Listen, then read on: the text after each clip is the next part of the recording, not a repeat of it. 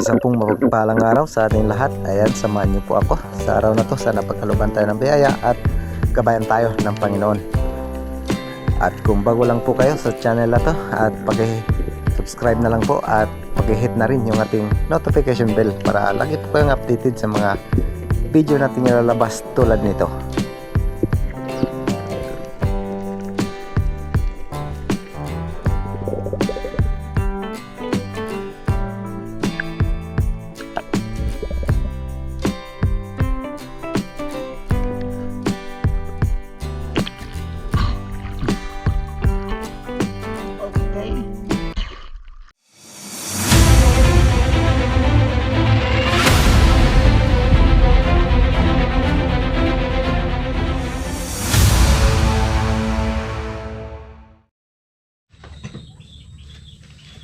Yun, isa pong mapagpalang araw sa ating lahat. Ayan, kain po tayo. At mamaya may balak tayo na maglaot. Kahit na pangulam lang dahil masama ang panahon. At kahapon ay, ayan, 2 coral trout lang yung ating huli dahil umuwi tayo. At yun nga, medyo may kalakasan. At mamaya, subukan natin sa panabihan lang na pangulam at kung may sobra hindi pambinta na rin. Ayun, kain po tayo.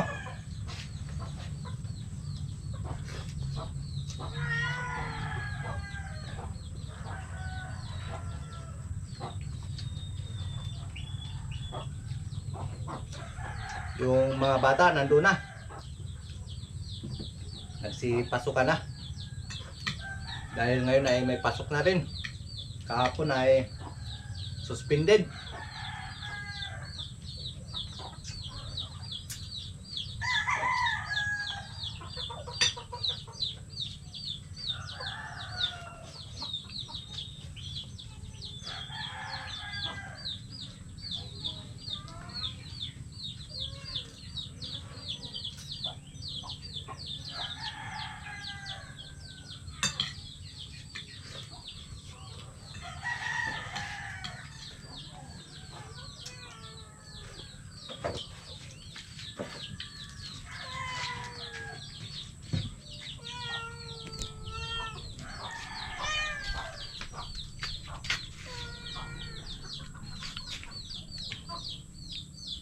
Gulay.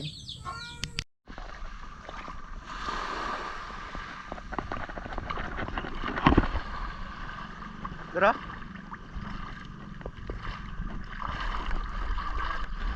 Ah.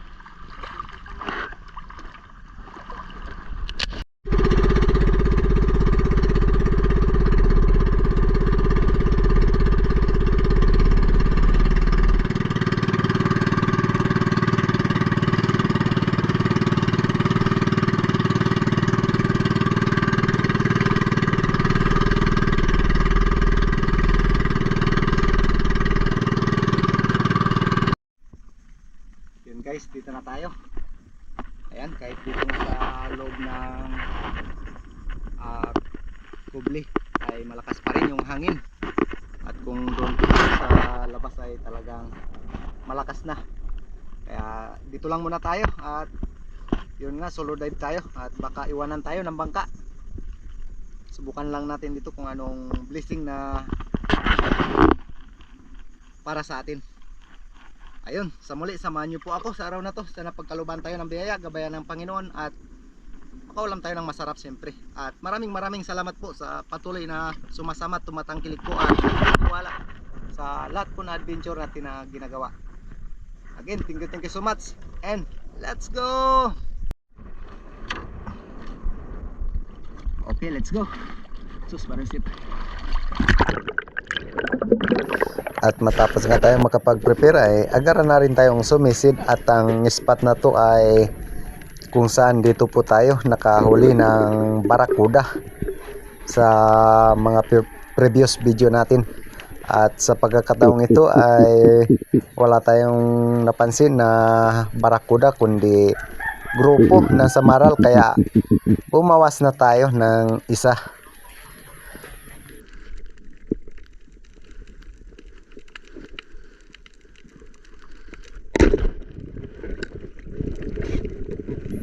Ito na yung ating unang isda sa araw na to, isang samaral.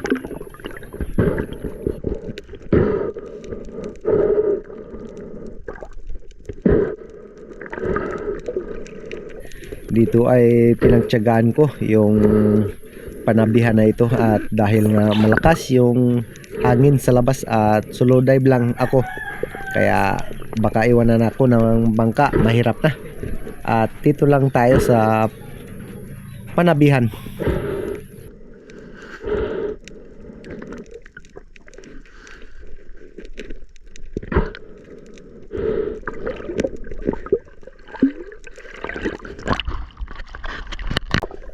At dito sa pangalawang pagsisid ay sa ibabaw pa lang ako, nakita ko na itong isang barchik coral trout. Ngunit ayan, nung pag ambus ko ay tumapat pa sa bato, kaya nagantay ako ng magandang anggulo para tuluyan na rin nating matira.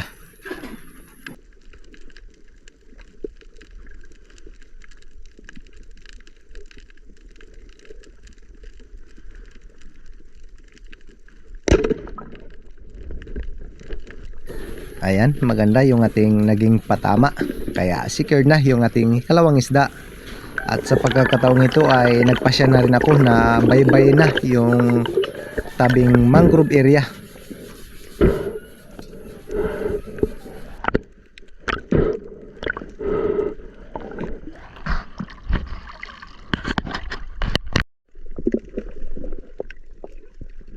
At nang dumating nga ako dito sa tabi ng mangrove area, at mababaw lang ito, at dito ay grupo na ng samaral. Ayan, nagantay ako ng tamang timing, at nang tumira tayo ay nakadalawa agad tayo sa isang tira.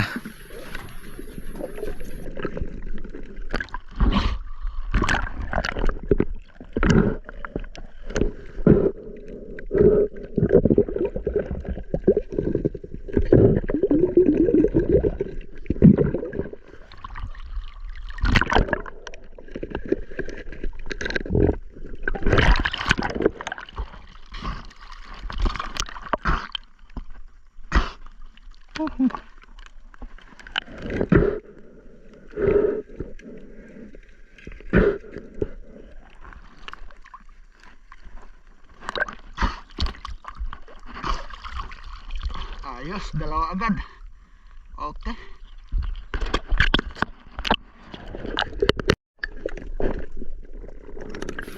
At dito ay grupo pa rin ng samaral. At marami nga ako ditong napana, ngunit yung iba ay hindi na nabidyoan dahil palagi lang na namamatay yung aking camera. At yung pagtira naman natin dito ay goods naman yung ating patama.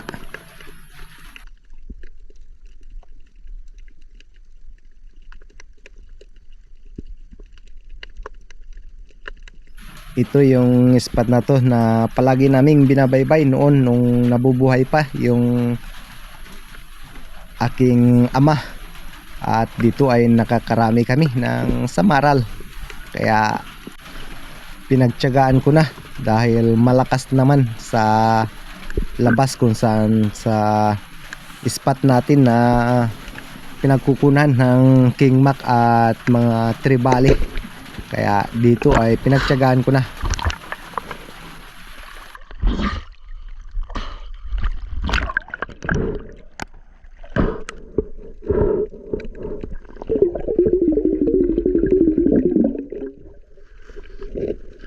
At ito nga, parang mag-overheat na naman yung aking camera.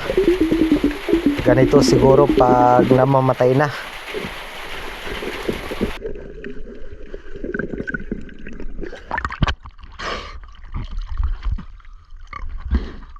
Okay.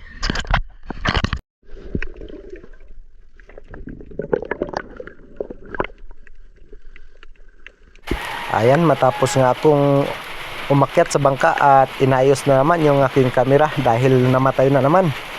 At pabalik ako ng bangka ay mayroon pa akong napana na hindi na videohan. At ito yung panibagong pagsisid na naman at grupo pa rin ng Samaral.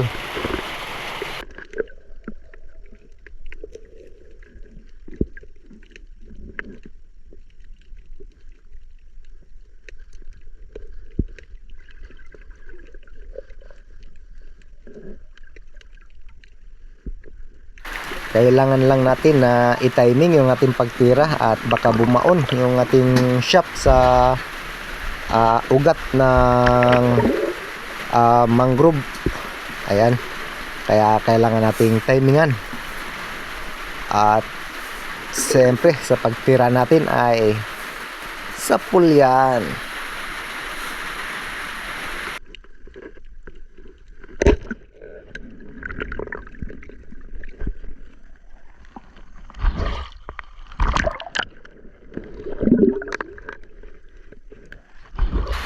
At kailangan din natin na mag-ingat dahil napakaraming talaba at matalas yung tabi ng talabang yan.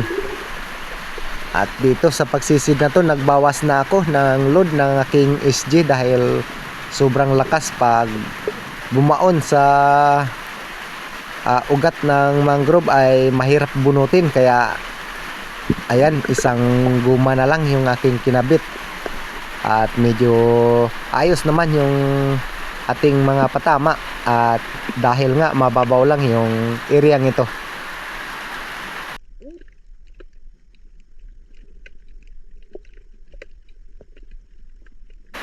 Ayan, at para po sa mga nagpa-shoutout ay nasa dulo po ng ating video.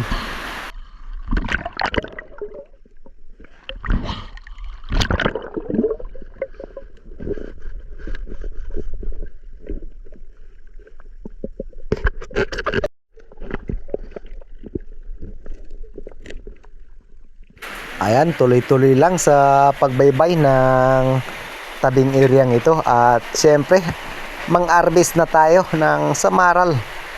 At pagtiyagaan na natin ito dahil bagyo at malakas yung hangin.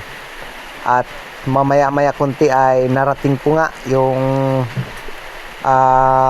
pinaka-kanal. At doon ay meron tayong malalaking natira.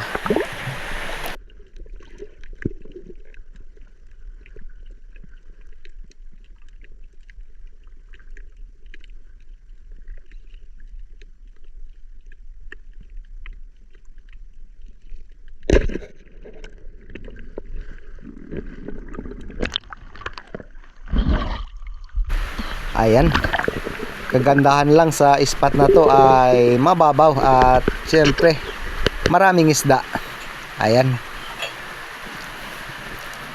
dahil nga hindi pa gaanong malalim ng husto.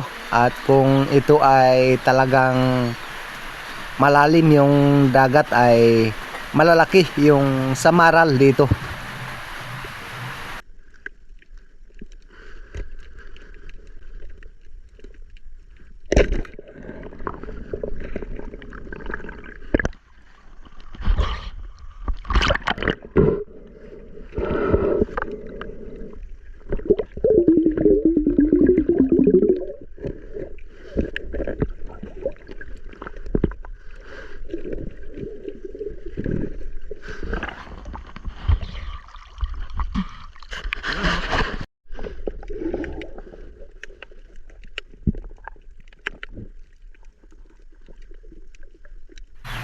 Ayan, tuloy-tuloy lang tayo sa pagtira ng mga Samaral. At dito ang presyo nito ay nasa 100 na rin yung kilo. Kaya goods na yung mga Samaral na to para sa ganitong panahon na taglakas.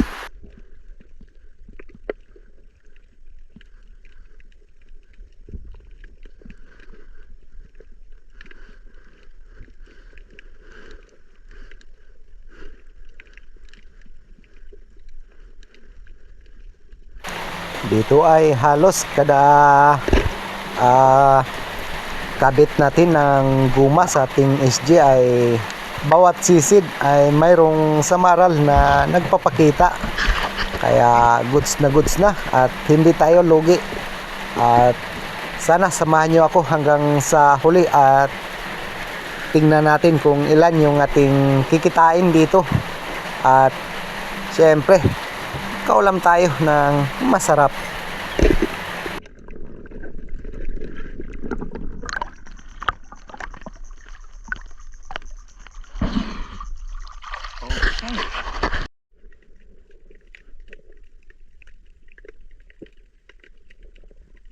Ayan, at sa mga oras na to ay medyo lumalabo na yung dagat dahil nagsisimula na maghibas at magbawas yung dagat. Kaya ayan, paunti-unti na tayong papunta sa may pinaka-kanal nito.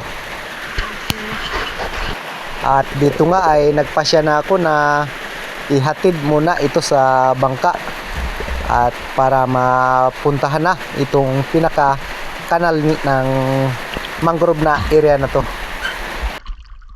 Okay. Ayan. At meron pa nga akong nahatid na iba dyan sa bangka. At dito ay ito na yung pinaka-kanal nito. At dito ay mga mangrove snapper yung ating mga nakita dito. At malalaki na rin. At ayan, timing lang tayo sa pagtira. At dito ay nung tumira tayo ay maganda naman yung ating patama.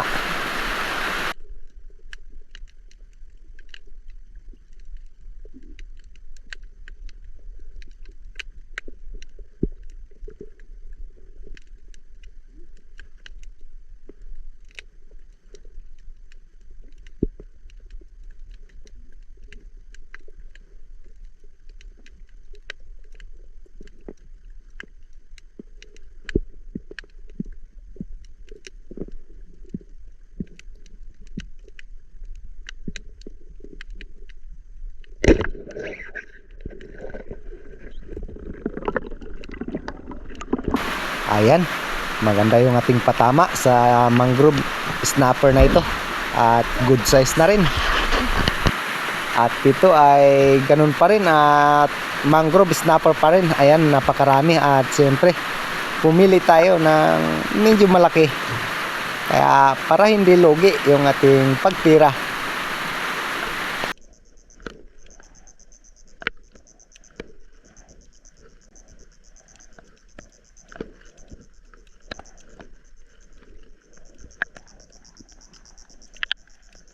At matapos ko nga na mahuli itong mangrove na ito ay meron pa tayong napana na dalawa pang mangrove snapper at tatlong samaral.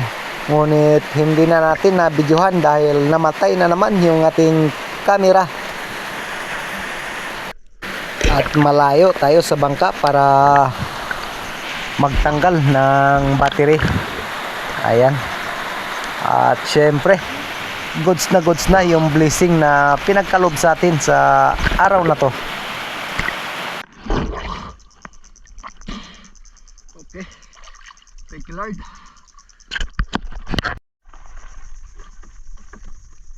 Ayun guys, naluba tayo at nagpalit lang tayo ng battery. Ayun na, meron pa tayong nadagdag na dalawang mangrove at tatlong samaral na hindi na natin nabidyuhan. Okay, at medyo hapon na. Kaya uwian na. Okay.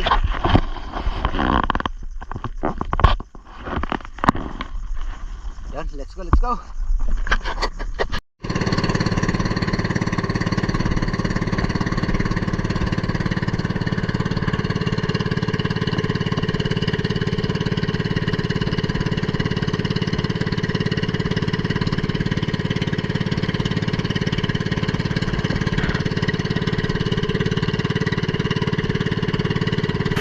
Ayan, abang pauwi ay subo-subo muna. At nung matagos nga natin itong daanan na ang ilog ay napakalakas na doon sa kabila papunta sa aming baryo.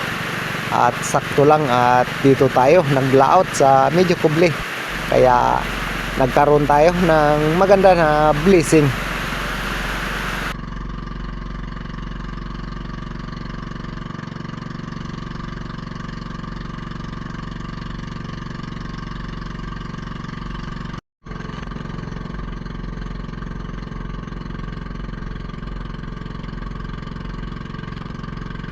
Ayan, dito pa lang ako sa Bukana ay kita ko na na talagang malakas na sa labas.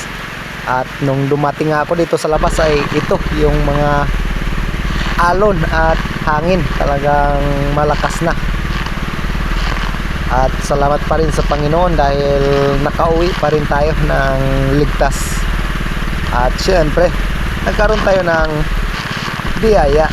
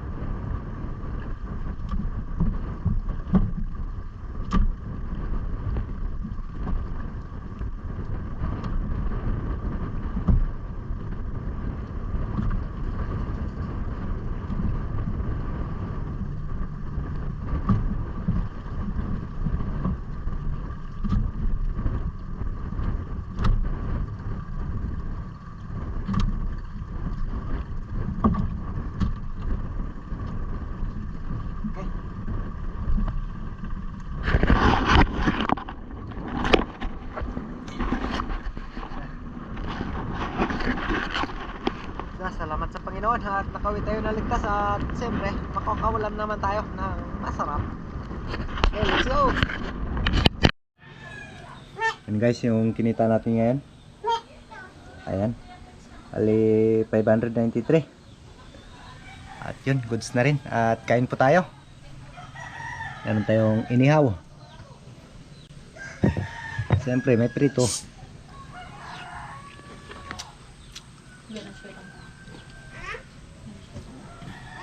Salamat sa Panginoon at nagkaroon tayo ng biyaya.